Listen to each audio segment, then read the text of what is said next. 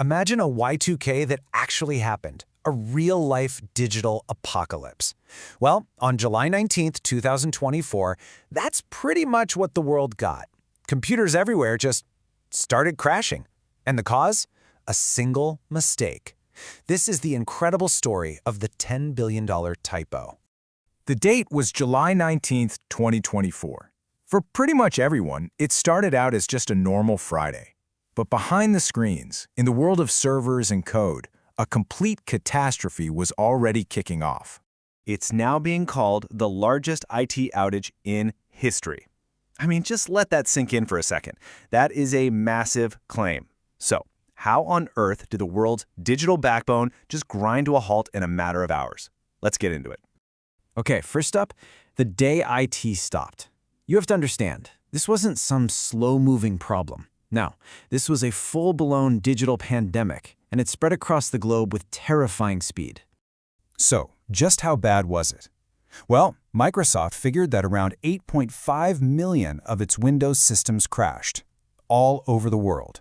That's millions of computers in businesses, hospitals, banks, and airports that just blinked out of existence. For most of us, the most obvious sign of chaos was in travel.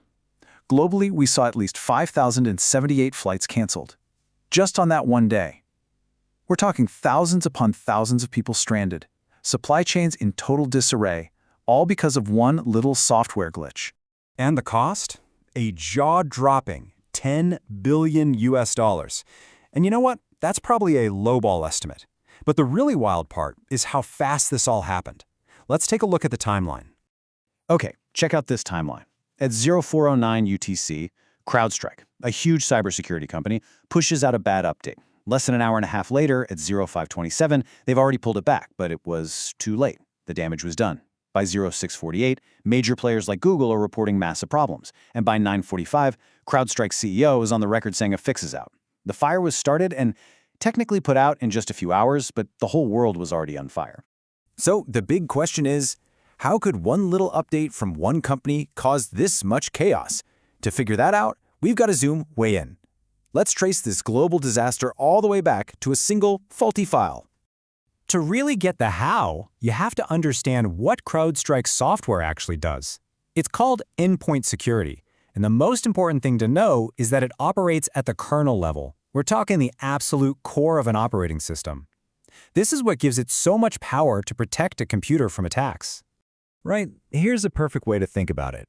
Giving software that kind of kernel-level access is like giving a security guard a master key to a whole skyscraper. And that faulty update? It was basically one bad instruction that told the guard to lock every single door and then, well, throw away the key. Instantly. So here's exactly how it went down, step by step. A bad file, this channel file 291, gets pushed out to millions of devices. That file then causes a huge memory error in Windows, which triggers that screen we all dread, the blue screen of death. But it gets so much worse. The computers then got stuck in what's called a boot loop, just endlessly restarting. A simple reboot was totally useless. Now, it's so important to be clear about this. This was not a cyber attack. There was no hacker, no evil plan. It was just a software bug, an accident, and a really strange, ironic twist. The very software that was designed to protect all these systems is the exact thing that took them all down. But really, this whole story isn't just about one bad file.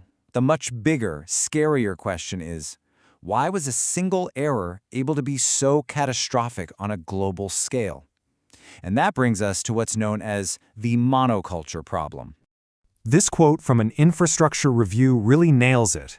Significant disruption from interdependent infrastructure. What does that mean? It means our digital world isn't a bunch of separate, walled-off systems. No, it's one gigantic, deeply connected web.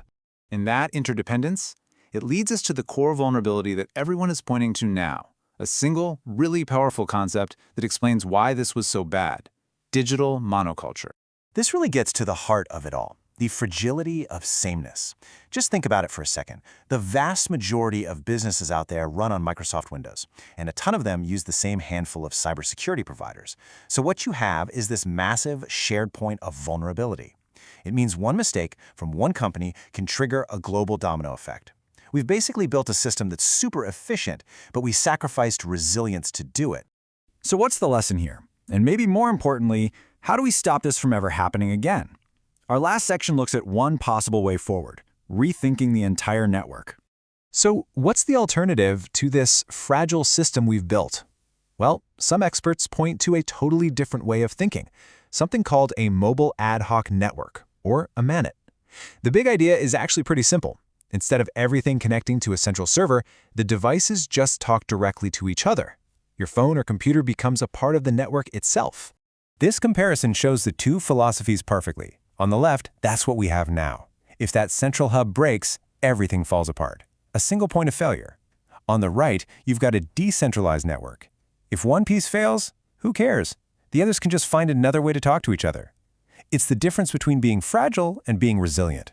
Yeah, it's more complex, but after something like this, that might be a trade worth making. And that leaves us with this final, really critical question to chew on. Our entire digital world was brought to its knees by a complete accident, a simple unintentional error. So you have to ask yourself, are we even remotely prepared for something that isn't?